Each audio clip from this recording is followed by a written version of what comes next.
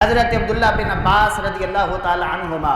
آپ راوی ہیں، فرماتے ہیں نبی پاک صلی اللہ علیہ وسلم کا گزر دو قبروں کے پاس سے ہوا۔ آقا کریم علیہ السلام نے فرمایا کہ ان دونوں قبر والوں کو عذاب ہو رہا ہے، یہ عذاب کے اندر گرفتار ہیں۔ ایک شخص تو پیشاب کے چھینٹوں سے نہیں بچتا تھا، جس کی وجہ سے آج وہ عذاب کے اندر گرفتار ہے، یعنی کہ وہ پاکی ناپاکی کا خیال نہیں کرتا تھا۔ اور دوسرا شخص وہ تھا جو چغل خور تھا، یہ آپس کے اندر لڑائیاں کروایا کرتا تھا، ایک کی بات دوسرے کو، دوسرے کی تیسرے کو، اس وجہ سے اس کی قبر میں بھی عذاب ہو رہا ہے۔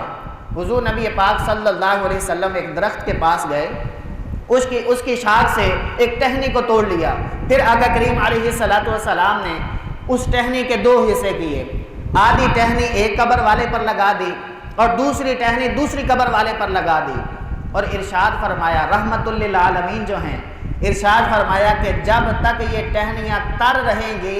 ان کا عذاب ختم کر دیا جائے گا، تب تک ان قبر والوں کو عذاب نہیں ہوگا۔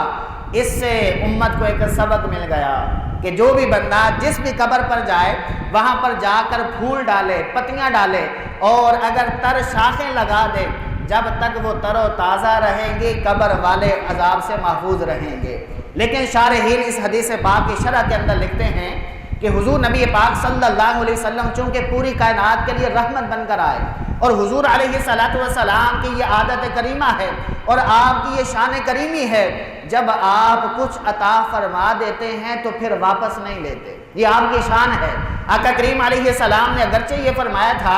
کہ یہ ٹہنیاں جب تک تر رہیں گی تب تک عذاب نہیں ہوگا، یعنی کہ ایک دفعہ عذاب ختم ہو گیا۔ شارحین لکھتے ہیں بعد میں وہ ٹہنیاں خشک بھی ہو گئیں، لیکن قیامت تک کے لیے قبروں سے عذاب کو ختم کر دیا، کیونکہ میرے محبوب علیہ السلام ایک دفعہ جو چیز عطا فرما دیں پھر واپس نہیں لیتے، اسی لیے تو اللہ رب العالمین نے فرمایا وَمَا أَرْسَلْنَاكَ إِلَّا رَحْمَةً لِلْعَالَمِينَ، میرے محبوب علیہ السلام پوری کائنات کے لیے رحمت بنا کر بھیجے گئے۔ اسی طرح